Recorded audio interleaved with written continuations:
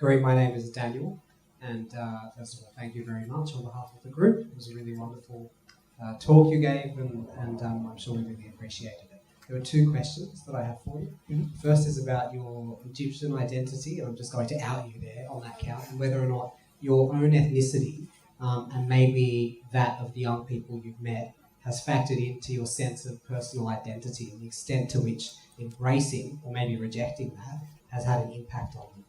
And the second one is about religion and the extent to which people's faith is maybe a factor or a cause in their worldview. Does it give them, for example, an interest in the kind of social justice that you've been talking about? So ethnicity and faith are the two questions I have for you. Mm-hmm. Okay. So, being an Egyptian Australian is central to who I am, of course. It's something, when I was younger, it was hard to sort of grapple with that sense of identity. But it's something that in the last few years I've recognised is unique and is really special and really informs a big part of who I am. So I've worn it with pride. I think I'm the second Muslim to be in this role, which is a great privilege and a great honour. But that's what makes this country special, is that there are opportunities for such diverse groups of young people, diverse groups of people in general. In terms of religion, I think it is, again, such an important part of my life, and it's informed a lot of what I consider to be, important in pursuing social justice, in pursuing causes and work that is moral. Religion, and I was reading a really interesting author called Jonathan Sachs, who sort of talks about religion and science and how they're always put in this sort of false dichotomy in contrast against each other. But in reality, they're perfectly capable of working together and coexisting. And he had this really interesting quote, which was that science breaks things apart to see how they work, and religion puts things back together to see what they mean. So you need both. Science does a great job of explaining the world, explaining how things work here.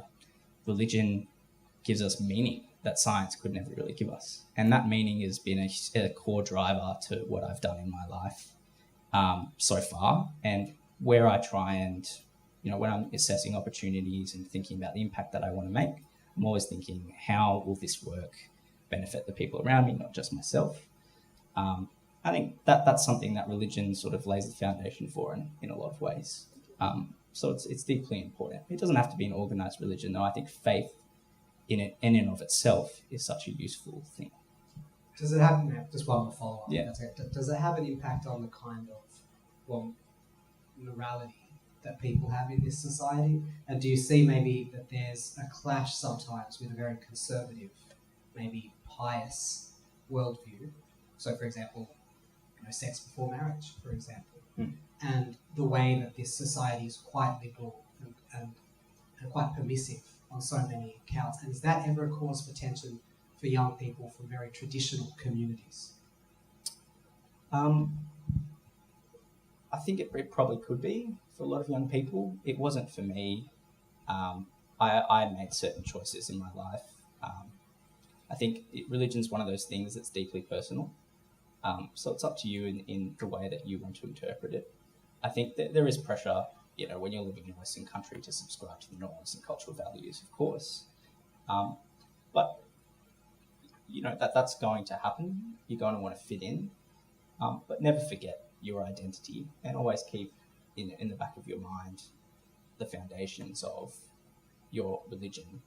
I think religion is one of those things where, the most important part of religion is really, the central tenets are around treating people with respect, living your life morally, doing things for the people around you. Those sort of universal things are, to me, a lot more important than, very specific traditions or cultural sort of norms that become harder and harder to practice when you're here. But again, it's up to the individual. I mean, those things might be deeply important to a lot of people as well. But I don't think you should vilify people if they choose to interpret it in a different way.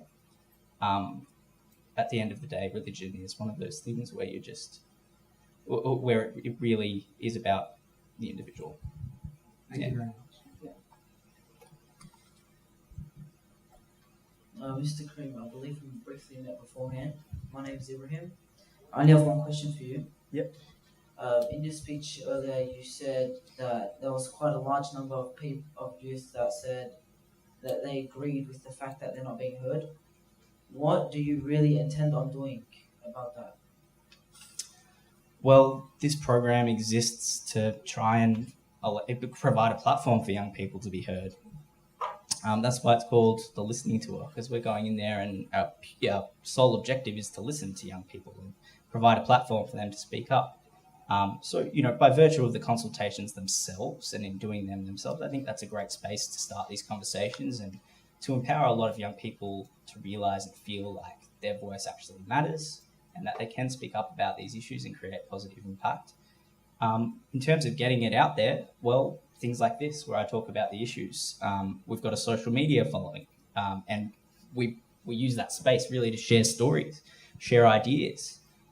We post quotes that we've heard throughout the listening tour. We post interviews. We do like a photo series thing, which is kind of like Humans of New York. We'll take a photo of a young person and they can share their vision for the future, and we'll post that.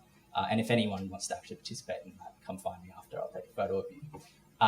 But things like that, creating spaces where we can actually share what we've heard over the course of the listening tour and the issues that have come up and create a bit of a dialogue around those in the community. And of course, I'll be meeting with a number of leaders in the community at various levels. And in those meetings, I'll share what you guys have told me as well. So any opportunity that I can find, I will absolutely use that as an opportunity to speak up about the issues that I've heard and what young people have told me over the course of the consultations. Probably only have time for one more question. My name is Abdul Hamid. First of all, I'd just like to ask one question. Sure. The first question is, through your research, how much has the Muslim youth in particular been affected by the concept of mental health? Yeah. So I haven't actually engaged with a Islamic school yet. That's something that I really want to do. I couldn't give you the answer yet of the people that I've spoken to. Not finding my words today. I couldn't give you that answer yet because we haven't spoken to a uniquely Muslim group specifically. There have been young Muslims in the groups that I've spoken to as a collective, but in looking at the data, I haven't identified them as a young Muslim person who has this view because when we're looking at the solutions and the data, it's important that we're not putting people into boxes. You're this identity, you're that identity. This is what you think. It's what that this person kind of thinks. It's about sort of the solutions, the ideas that young people want to see, and we give them the option of a survey at the end where they can fill out a number of things about their own identity. We don't ask them point blank, are you of this background, of this ethnicity, of this linguistic group? We'll sort of leave it open and say, is there anything about your identity you'd like to share with us? And if they write down Muslim, that'll be a really interesting thing to look at. And if you're interested, I'll give you my email after this. And once I start to talk to more young Muslims, I'll be happy to share that with you.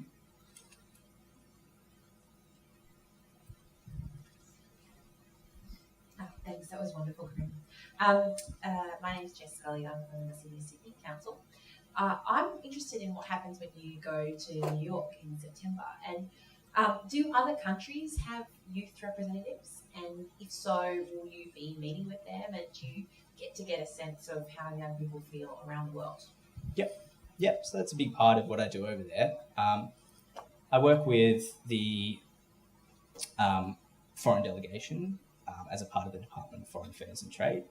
But also a big part of it is meeting with other youth representatives from around the world. So as I understand it, there's about 50 or so at the moment from various countries. And a big part of my time over there will be collaborating with them, sharing ideas, seeing if there's any alignment between some of the issues that have come up in our country and around the world, which there no doubt will be. And then, sort of thinking about next steps. What can we do to amplify these issues in a more meaningful way? They haven't told me a huge amount about what that's actually going to look like when I'm over there, so I'll be sure to let you know. But I'm really looking forward to that. That'll be really, really interesting. Yeah. Okay, I think that. Oh, one more. Okay. So, Kareem, you've been listening and finding, getting the issues, solutions, and recommendations. So, when you take your recommendations, what's your inclination of that being accepted and taken forward? It's a really good question. So the recommendations we made last year were, I thought, really strong, but we haven't seen a huge amount of action on them. I think a big reason is that they are quite big reforms. It's looking at education, embedding certain things into the education system, lowering the voting age to 16. These things tend to take some time. So what I'm really thinking about this year is how can we create, or in our report, how can we push recommendations that are a bit more accessible and achievable and can happen at various levels of government rather than just the federal government or the state government. What I'm really thinking about, not just publishing one report, but maybe several reports, one for New South Wales, one for Victoria, maybe a state by state, maybe it's something else, I'm not exactly sure. But I'm really thinking about how can we make these recommendations a bit more tangible, accessible, a little bit more likely to, a little bit more practical. We really want to see something happen at the end of this. A big part of this program, of course, is just going out there and speaking to a lot of young people and showing them that they have a voice that deserves to be heard. But if we can create some of that impact at the policy level as well, that would be fantastic. So I don't have a specific answer. My only answer would be that we're really thinking about how we can do it a bit differently and in a bit more of an impactful way this year. And I'll get back to you. Hopefully we'll see some changes happen.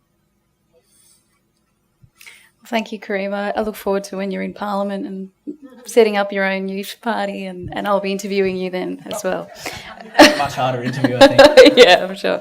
I'd like to invite Barak Alpay, Projects Officer at Affinity Intercultural Foundation, to the lectern to provide the concluding remarks.